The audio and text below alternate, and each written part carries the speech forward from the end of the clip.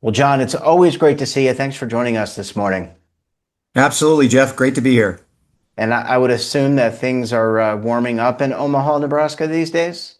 Things are warming up, and we've got the College World Series here in town, so lots of visitors. It's wonderful. Yeah, well, good for you. I always enjoy the College World Series. I always wish I could hit those baseballs, but no luck on my end in terms of coordination.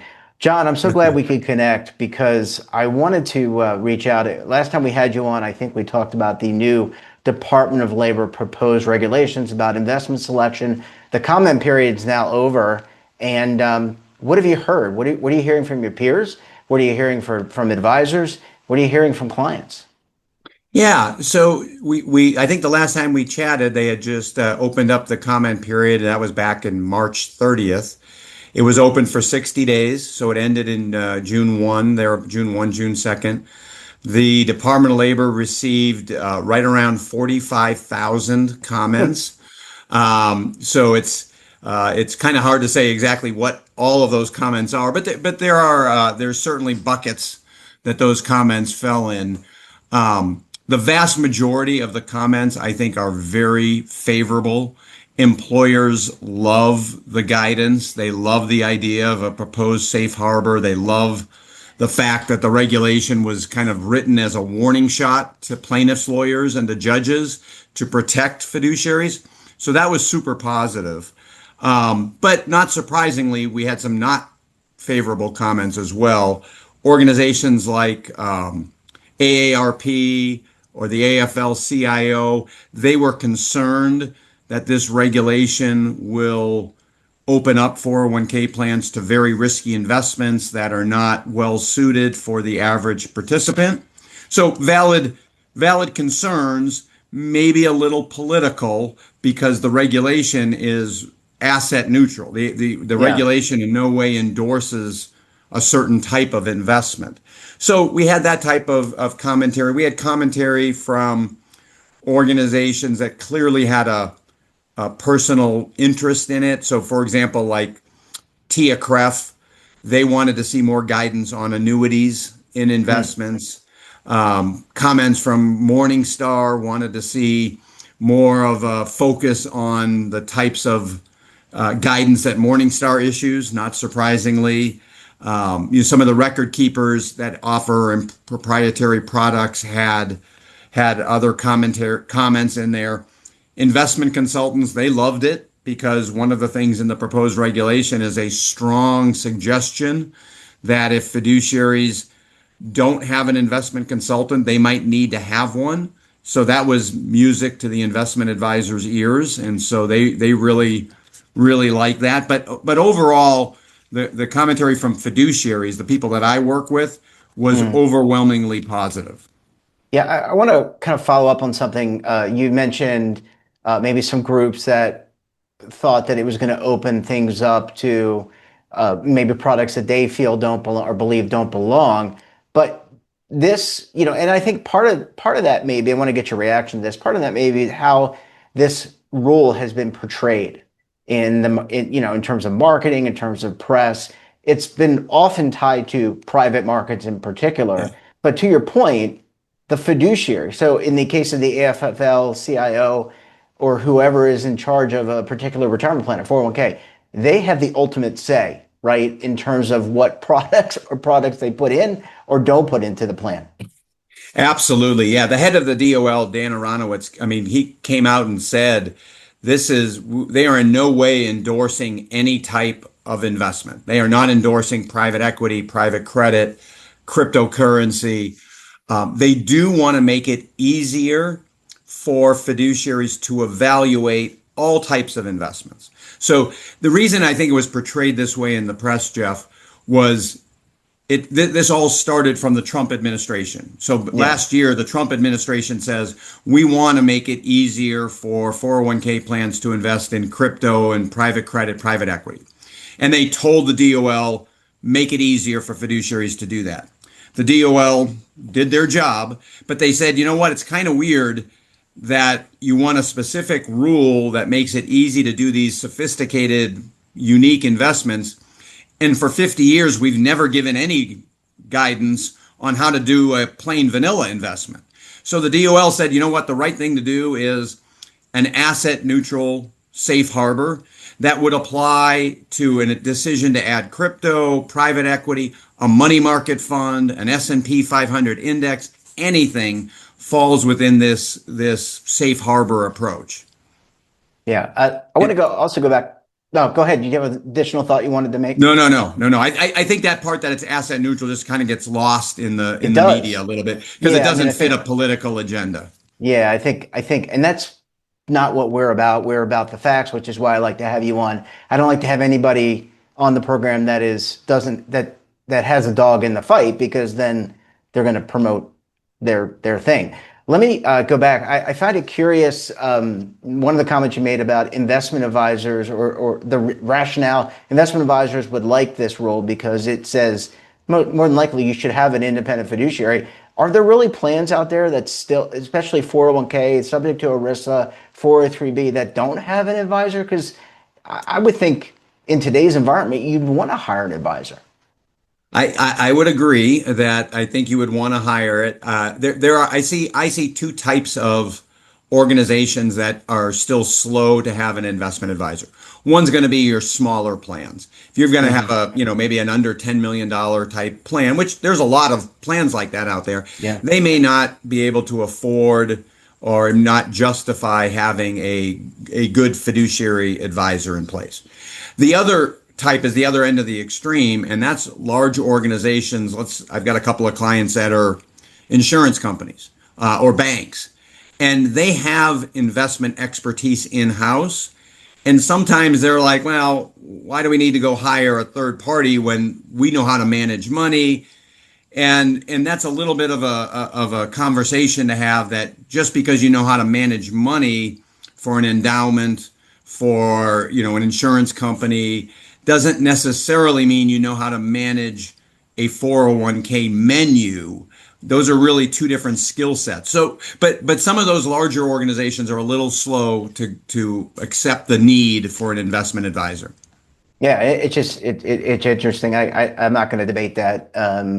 I could see the rationale that they provide. I could also see the benefit that having an expert like yourself or someone outside that serves in a fiduciary capacity would bring. Okay, I wanted to ask you about. I think last time we chatted, your clients with whom you work, they're already kind of doing this, right? So I would imagine they're not going to change, at least people that you talk to, they're not going to change their process because their process already involves what the Department of Labor is recommending or proposing. Yeah, yeah, Jeff, that's a great point. A big key focus of the proposed regulation is on process, and that's something that I've been preaching to clients for as long as I've been doing this.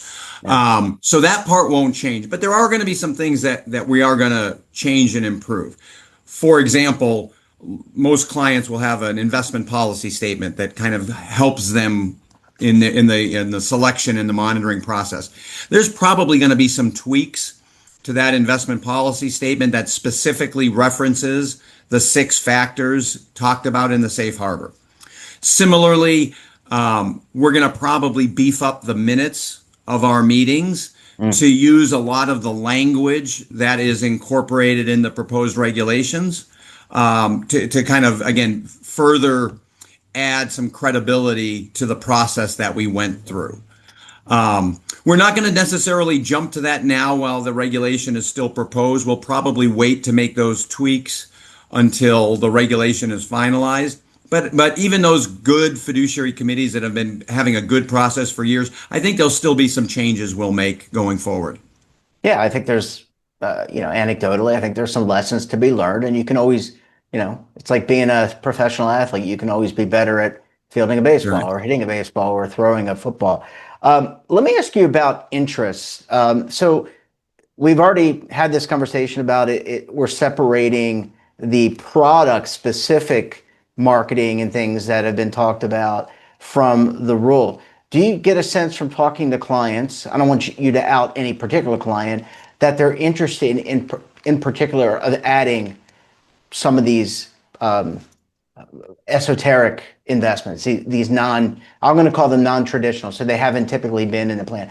Are are they thinking about adding it, or do you think it'll just be a lot of due diligence done? Yeah. This is certainly a little bit of a bias because they're working with me, so a lot of the clients are going to have my bias. Of Um, course. it does not, in my view, it does not pay to be the leader out of the clubhouse on some of these alternative investments. I think there is still, even when this regulation is finalized, there's still a lot of work that needs to be done in the marketplace to develop these products and answer a lot of questions that we have on some of these types of investments. So right now, clients are just in the due diligence phase. They don't have a lot of clamoring from their employees asking for these investments. So there's really no reason to get ahead of it. I think they're waiting to see. Now, I do think products will develop, and I mean I know that the large record keepers and money managers are itching to access the 401k market. So these products will develop over time, and I think we'll start moving into that direction. Similarly, Jeff, not that long ago, nobody knew what a target date fund was, and that was Sure. an investment product that kind of had to be explained and sold to fiduciaries. I think that's going to happen with private credit, private equity, some of these other types of investments where they'll need to be sold. And I think that's a couple years away. Yeah, I do remember when I was around when I had hair when they first when BlackRock and some of the others rolled out target date funds.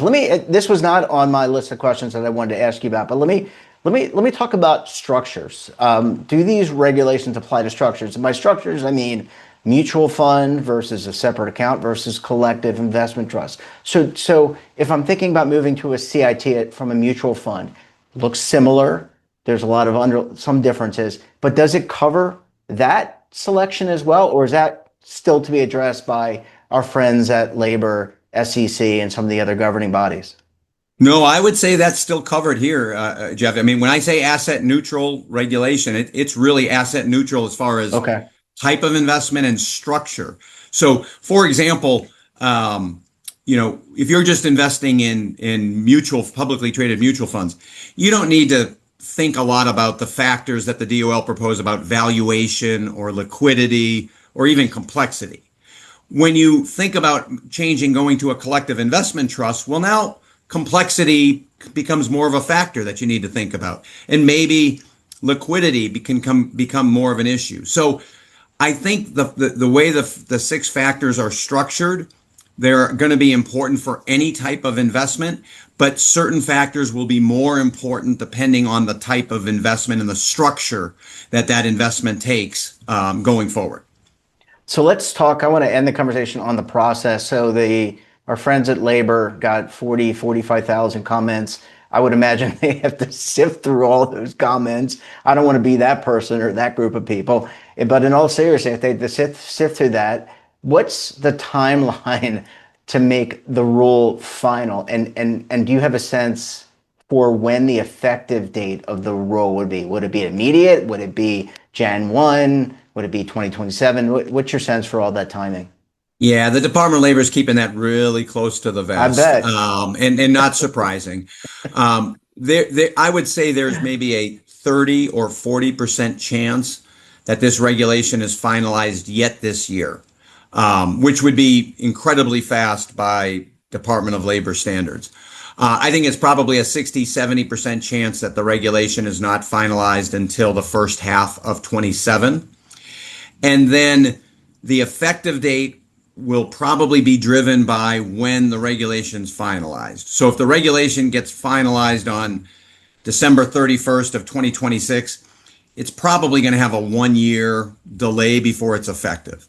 But if the regulation gets finalized June 30 of 27, it could have just a 6 month implementation date where it'll become effective January 1 of 28. So I think 30-40% chance it's passed this year with an effective date of 1/1/28. I also think it's 60-70% chance of it getting passed first half of 27, still with a 1/1/28 effective date. Yeah, it's really hard to figure out what is being more kept to the vest, kept close to the vest, the Department of Labor proposed rules, or the final rule, or the MOU with the Republic of Iran. I'm trying to figure that out. I think it could be pretty close.